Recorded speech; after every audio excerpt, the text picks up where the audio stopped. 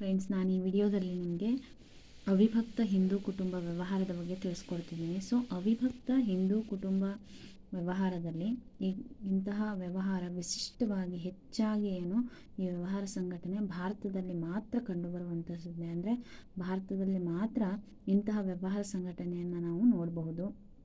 ಇದು ನಮ್ಮ ದೇಶದ ಅತ್ಯಂತ ಹಳೆಯ ಅಥವಾ ಪುರಾತನ ವ್ಯವಹಾರ ಸಂಘಟನೆಯ ಪ್ರಕಾರಗಳಲ್ಲಿ ಒಂದು.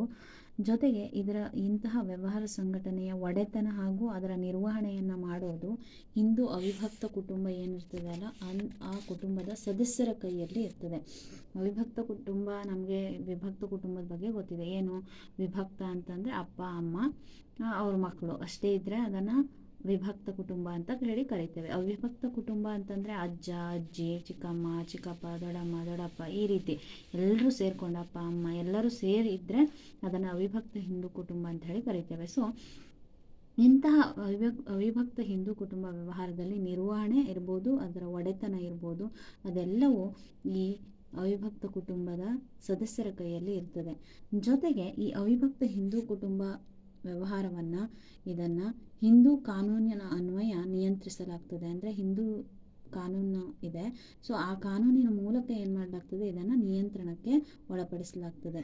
ಜೊತೆಗೆ ಇಂತಹ ಕುಟುಂಬದಲ್ಲಿ ಏನಾಗ್ತದೆ, ಜನನದಿಂದಲೇ ಏನಾಗ್ತಾರೆ, ಸದಸ್ಯತ್ವವನ್ನು ಪಡ್ಕೊತಾರೆ. ಈ ಹಿಂದೂ ಅವಿಭಕ್ತ ಕುಟುಂಬ ವ್ಯವಹಾರದಲ್ಲಿ, ಇಂತಹ ಸಂಘಟನೆಯಲ್ಲಿ ಹುಟ್ಟುತ್ತಾನೆ ಏನು ಮಾಡ್ತಾರೆ, ಇಲ್ಲಿ ಅಂದರೆ ಜನನದ ಮೂಲಕವೇ ಸದಸ್ಯರಾಗಿ ಹೊರಬರ್ತಾರೆ. ಇಲ್ಲಿ ಒಟ್ಟು ಸತತ 3 ತಲೆಮಾರಿನವರು ಇರ್ತಾರೆ. ಅಂದರೆ ಮೂರು ಅಂತಂದರೆ ನೀವು ಆಗಿದ್ದರೆ ನಿಮ್ಮ ಅಪ್ಪ, ಆಮೇಲೆ ನಿಮ್ಮ ಅಜ್ಜನ ಅಜ್ಜ. ಸೊ ಈ ರೀತಿ 3 ತಲೆಮಾರಿನವರು ಇಲ್ಲಿ ಸದಸ್ಯರಾಗೋಕ್ಕೆ ಸಾಧ್ಯ ಇದೆ. ಜೊತೆಗೆ ಈ ಕುಟುಂಬದ ಮುಖ್ಯಸ್ಥನನ್ನು, ಅಂದರೆ ಈ ಕುಟುಂಬದ ವ್ಯವಹಾರ ಎಲ್ಲವೂ ನಿಯಂತ್ರಣಕ್ಕೆ ಒಳಪಟ್ಟಿರೋದು ಒಬ್ಬ ಮುಖ್ಯಸ್ಥನ ಕೈಯಲ್ಲಿ. ಸೊ ಮುಖ್ಯಸ್ಥನನ್ನು ಕರ್ತ ಅಂತ ಹೇಳಿ ಕರಿತೇವೆ. ಈ ಕರ್ತನಾದವನು ಏನು ಮಾಡ್ತಾನೆ, ಸಂಪೂರ್ಣ ಜವಾಬ್ದಾರಿಯನ್ನು ಇಲ್ಲಿ ಹೊತ್ಕೊತಾನೆ. ಜೊತೆಗೆ ಉಳಿದಂತಹ ಏನು ಕುಟುಂಬದ ಸದಸ್ಯರಿರ್ತಾರಲ್ವ, ಆ ಸದಸ್ಯರೆಲ್ಲರೂ ಕೂಡ ವಂಶ ಪಾರಂಪರ್ಯವಾಗಿ ಬಂದಂಥ ಆಸ್ತಿಯಲ್ಲಿ ಸಮಾನ ಮಾಲೀಕತ್ವವನ್ನು ಹೊಂದಿರ್ತಾರೆ.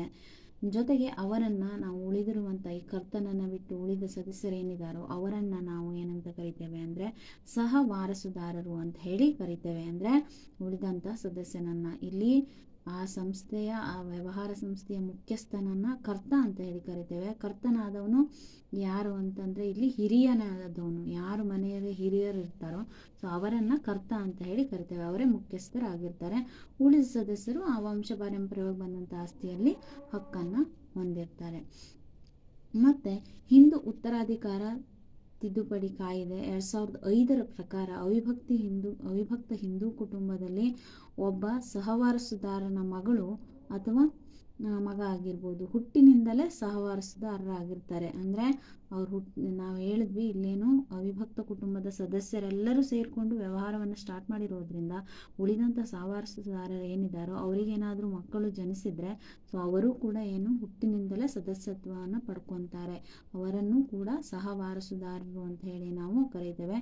ಜೊತೆಗೆ ಇಲ್ಲಿ ಆಸ್ತಿಯ ಪಾಲಿನಲ್ಲಿ, ಅಂದರೆ ವಂಶಪಾರಂಪರ್ಯವಾಗಿ ಬಂದಂಥ ಆಸ್ತಿಯಲ್ಲಿ ಯಾವುದೇ ರೀತಿಯ ಲಿಂಗಭೇದವನ್ನು ಪರಿಗಣಿಸೋದಿಲ್ಲ. ಅಂದರೆ ಇವಳು ಮಹಿಳೆ, ಇವನು ಪುರುಷ, ಈ ರೀತಿ ಯಾವುದೇ ರೀತಿಯ ಭೇದ ಭಾವವನ್ನು ಇಲ್ಲಿ ಮಾಡೋದಿಲ್ಲ. ಅಂದರೆ ಈ 2005 ಪ್ರಕಾರ, ಹಿಂದೂ ಉತ್ತರಾಧಿಕಾರ ಕಾಯ್ದೆ 2005 ಪ್ರಕಾರ ಅವಿಭಕ್ತ ಕುಟುಂಬದಲ್ಲಿ ವಿವಾಹಿತ ಹೆಣ್ಣು ಮಗಳು ಸಹ ಏನು ಮಾಡುವಂಥದ್ದು, ಆಸ್ತಿಯಲ್ಲಿ ಸಮಾನ ಹಕ್ಕನ್ನು ಹೊಂದಿದ್ದಾಳೆ. ಜೊತೆಗೆ ಹಿರಿಯರನ್ನು ಏನಂತ ಕರಿತೇವೆ, ಹಿರಿಯರು ಅಲ್ಲಿ ಹಿರಿಯ ಸದಸ್ಯರನ್ನು ಕರ್ತ ಅಂತ ಹೇಳಿ ಕರಿತೇವೆ ಅಂತ ಹೇಳಿದ್ವಿ. ಸೊ ಅಲ್ಲಿ ಮಹಿಳೆಯೂ ಆಗಿರ್ಬೋದು ಅಥವಾ ಪುರುಷನೂ ಕೂಡ ಆಗಿರ್ಬೋದು. ಸೊ ಇವರನ್ನು ಏನಂತ ಕರಿತೇವೆ, ಕರ್ತ ಅಂತ ಹೇಳಿ ಕರಿತೇವೆ.